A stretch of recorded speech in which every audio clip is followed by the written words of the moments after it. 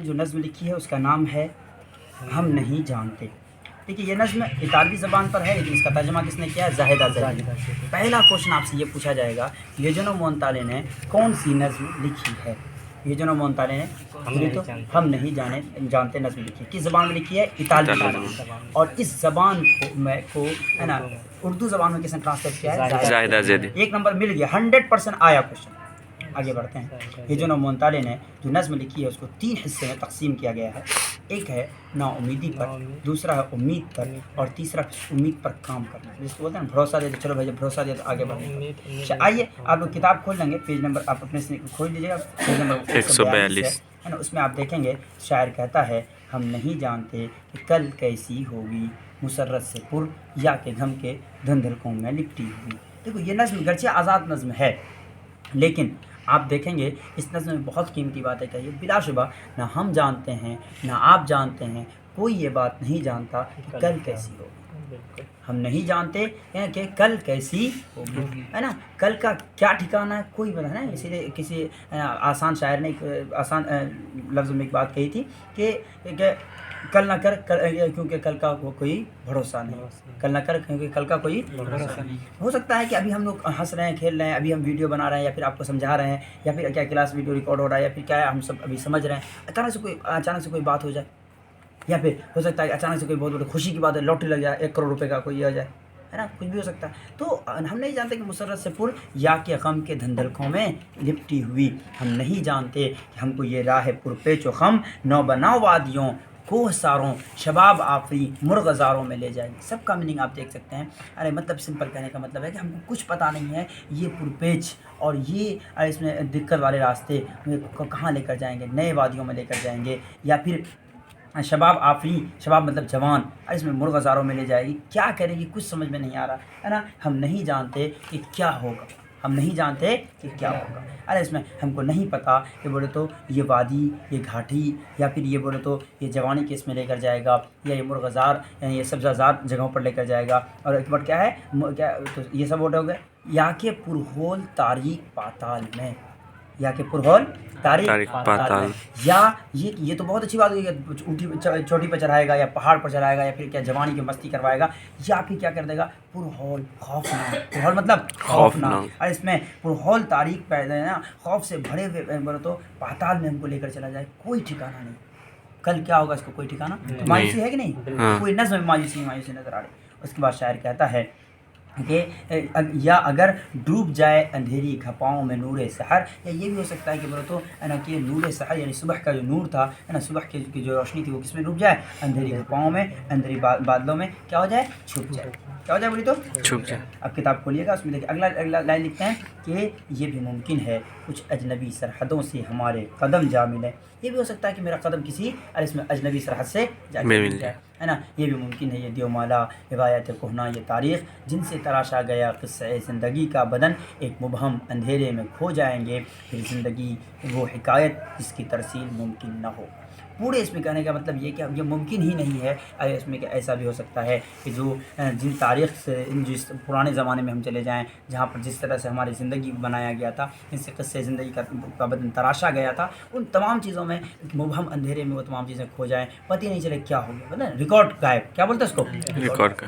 کیوں؟ کیونکہ پھر وہ زندگی وہ حکایت ہے، زندگی ایک ایسی کہانی ہے جو دوبارہ واپس آنے والی نہیں ہے.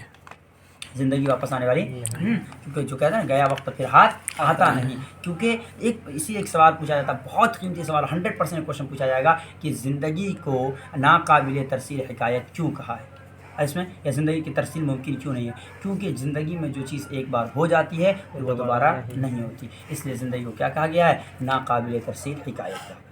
ناقابل ترسیل حکایت یعنی ایسی کہانی، نا مطلب نہیں ہے نا، قابل مطلب لائق ہے نا، ایسی کہانی، ترسیل مطلب بھیجنا، حکایت کہانی یعنی ایسی کہانی جس کو دوبارہ بھیجنا ممکن نہیں، یعنی ایسی چیز جس کو دوبارہ ہونا ممکن. امید کرتے ہیں سمجھ میں آیا ہوگا. آگے بڑھے. آگے جو لوگ بعد میں دیکھیں گے وہ بھی اس کو بتائیں گے کمنٹ کر کے کہ کیا سمجھ میں آیا یا نہیں آیا. چلیے، یا پھر آپ ہم سے پوچھ لیں گے. آگے لکھتے ہیں ہم اگر اتنا معلوم. آگے دیکھیے اب یہ ہو گیا نا امیدی کی بات. اب لیکن تھوڑی سی امید بھی جگ رہی ہے، اور شاعر کہتا ہے ہم اگر اتنا معلوم ہے ہم کو اے بحر اے جد امجد. ہم اگر اتنا معلوم ہے ہم کو اے بحر اے جد امجد کیا معلوم ہے ہم کو، ہے نا، کہ تیرے آہنگ کو، کہ اب ہم جہاں جائیں گے تیرے آہنگ کو تیری خاموش سرگم کو بھی ساتھ لے جائیں گے، تیرے آہنگ کو تیرے خاموش سرگم کو بھی ساتھ لے جائیں گے۔ ہاں ہم کو اتنا ضرور معلوم ہے کہ اب جو کچھ ہوگا، چلو مان لیجیے، ہے نا، کہ کل ہوگا، خوشی ہوگی، غم ہوگی، کچھ بھی ہوگی، سب کو دیکھیں گے، ڈائر ہوتا دیکھ لیں گے، جو ہوگا دیکھ لیں گے، ہے نا، تو چاہے کچھ بھی ہوگا دیکھ لیں گے، لیکن ہاں اتنا ضرور ہے، اے سمندر، اے میرے کیا جد امجد، اے میرے پردادا، ارے اس میں کچھ بھی ہوگا، ہم وہ جو نصیحتیں، وہ باتیں، وہ طریقے جو آپ نے مجھے بتایا ہے، اس کو ہم 100% فالو کریں گے، اور آپ کی آواز کو، کہ اب ہم جہاں جائیں گے، جہاں بھی جائیں گے، کیا کریں گے، تیرے آہنگ کو، آپ کی آواز کو، تیرے آہنگ کو یعنی تیری آواز کو، اور تیری خاموش سرگم کو بھی، کبھی کبھی دریا شانت ہوتا ہے تو اے باہر یہ نہیں کہ ہم، ہے نا، اس شانتی کو بھی دماغ میں لے کر جائیں گے، آخر آپ خاموش کیوں تھے، تو آپ کی تیری خاموش سرگم کو بھی کیا کر کے لے جائیں گے، ہے نا، وہ راگ کے ساتھ و سر کو بھی ہم کیا کریں گے، ساتھ لے کر جائیں گے، ہے نا، راگ کے ساتھ و سر کو بھی کیا کریں گے ہم، ساتھ لے کر جائیں گے، سر تو آپ سمجھے ہوں گے سب بڑ آگے شاعر کہتا ہے نا، اور اس کے بعد یہ تو ہو گئی نا امیدی کی بات، کس کی، یہ تھوڑی سی امید لگی، اور کہا کہ جب امید جگے گی تو پھر کہیں نہ کہیں کیا ہوگا بولیے تو، اور اس کے بعد پھر امید کو پورا کرنے کے لیے کچھ کریں گے، اور شاعر کہتا ہے، کیا کہتا ہے، ٹھیک ہے، ایک منٹ، ہاں، تو شاعر پھر کیا کہتا ہے، دیکھیے شاعر لکھتا ہے نا، جو ہماری نواؤں ہمارے تنفس میں پیوست ہے، جو ہماری نواؤں ہمارے تنفس میں پیوست ہے، گو صدا تیری خاموش ہوگی مگر گونج اس کی نہا خان اے دل میں باقی رہے گی، جیسے صحن چمن میں کوئی بوسہ آفتاب جس کو وہ یاد میں اپنی محفوظ رکھتا ہے سورج کے ڈھلنے کے بعد۔ شاعر کہتا ہے کہ چاہے کچھ بھی ہو جائے گا، ہم آپ کو، آپ کی آواز کو اپنے کانوں میں نواؤں، ہماری آواز میں آپ کی آواز ملی رہے گی، ہمارے تنفس یعنی ہمارے سانس لینے کے اس میں کیا بولے تو آپ کی آواز قید رہے گی، ہمارے تنفس میں پیوست ہے، گو صدا تیری خاموش رہے، گو صدا تیری خاموش ہوگی، چاہے کچھ بھی ہو، ہے نا، چاہے تو یہ ہم کو معلوم ہے کہ پردادا آپ زندہ نہیں ہیں، ارے اس میں لیکن یہ بات تو ضرور ہے کہ آپ کی آواز میں بولتے ہیں کبھی کبھی، ارے فلاں آواز ہم لوگ کا نام گنجے چھا، تو ایسا فلاں آواز اس طرح سے سنا پڑا، مطلب یہ کہ گو صدا تیری خاموش ہوگی، مانتے ہیں کہ آپ کی آواز نہیں ہوگی، لیکن اس کی گونج جو آپ پہلے کبھی کہہ چکے تھے، گونج اس کی نہا خانہ اے دل میں باقی رہے گی، کہاں رہے گی، نہا خانہ، نہا مطلب اندر، کہاں، دل کے گھر کے اندر، نہا خانہ اے دل میں باقی رہے گی، جیسے صحن چمن میں کوئی بوسہ آفتاب، جیسے صحن چمن میں کوئی بوسہ آفتاب جس کو وہ یاد میں اپنی محفوظ رکھتا ہے سورج کے ڈھلنے کے بعد، جیسے کوئی سورج نکلتا ہے، جیسے ابھی بھی سورج نکلا ہوا ہے، یہ ڈوبے گا اور پھر ڈوبے گا تو پھر نکلے گا، اگر اس سورج کے دنوں میں کچھ اچھا ہوا جیسے ہم کو یاد رہتا فلاں دن فلاں کام ہوا ہے، اسی طریقے سے آپ کی آواز، آپ کی گونج ہمارے کان میں باقی اور ہمیشہ ہمیشہ کے لیے رہے گی۔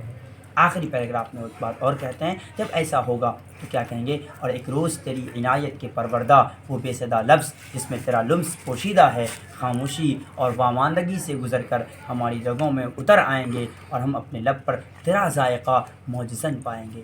شاعر کہتا ہے، کیا کہتا ہے نازش، شاعر کہتا ہے اس میں کہ اب جب ایسا کچھ ہوگا، جب ہم آپ کی آواز کو اپنے ساتھ لے کر گھومیں گے، جب ہم آپ کے کیا باتوں کو آپ کے ساتھ لے کر گھومیں گے، تو پھر کیا ہوگا، آپ کی آواز اور کیا ہوگی، پوری کیونکہ تھکے ہوئے ہیں آپ کی تھکاوٹ کے باوجود بھی آپ کی آواز ہے نا، خاموشی اور وابندگی سے، ان تھکاوٹ سے گزر کر بھی کیا ہوگی، ہماری رگوں میں اتر آئے گی، کس میں اتر آئے گی، ہے نا، کبھی کبھی ہے نا لوگ جملہ بنانے کے لیے، ہے نا، اپنا پرپوز کرنے کے لیے طریقہ کہتے ہیں، ارے تمہاری محبت تمہاری رگوں کے اندر ہے، کس کے اندر ہے، تمہارے اندر رگوں کے اندر ہے، تو پھر محبت پھر خون کہاں گیا، ارے اس میں تو بیچ کے آئے تھے کیا، یہ سب فالتو بات ہے، لیکن پھر ہے نا کہا جاتا ہے، ارے اس میں تم میرے رگوں میں سمائے، وہی یعنی آپ کی آواز میری کہاں سما جائے گی، میرے رگوں میں سما جائیں گی، کہاں سما جائیں گی بولی تو، ہے نا، تو جس میں تیرا لمس پوشیدہ ہوگا، اور ایسا وہ ایسا نہیں کہ ہے نا وہ نہیں ہوگا، بلکہ وہ آپ کا بولے تو چھونا، وہ ایسا لگے گا کہ آپ مجھے چھو رہے ہیں، آپ میرے سامنے ہیں اور آپ مجھے کہہ رہے ہیں، اور ہماری کیا خاموشی اور واماندگی سے گزر کر ہے نا ہماری رگوں میں اتر آئیں گی، اور جب ہمارے رگ کے اندر آ جائے گا، ہمارے خون میں بہنے لگا، نا کیا بولے تو خون میں، کسی لوگ بولتے ہیں ارے ایٹیٹیوڈ تو ہمارے خاندان کے اندر ہے،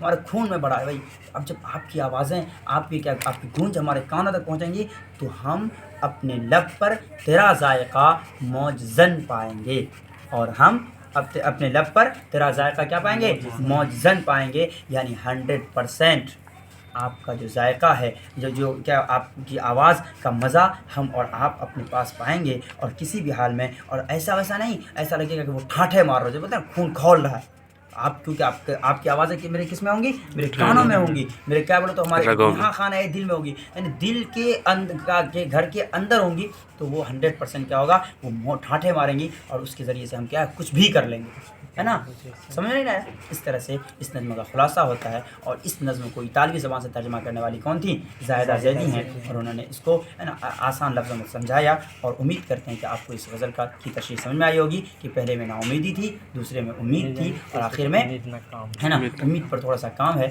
انشاءاللہ اسی طریقے سے جلد ہی میں دوسرے ویڈیوز کو بھی آپ کے سامنے دوں گا، اور باقی آپ کو بھی جلد ہی دوسرا کلاسز کا ملے گا۔ باقی نظم کے لیے انتظار کیجیے، ہے نا، دعا کیجیے کہ اللہ تعالی ہم سب کو صحیح سمجھ کی توفیق دے، ہے نا۔ بہت بہت شکریہ۔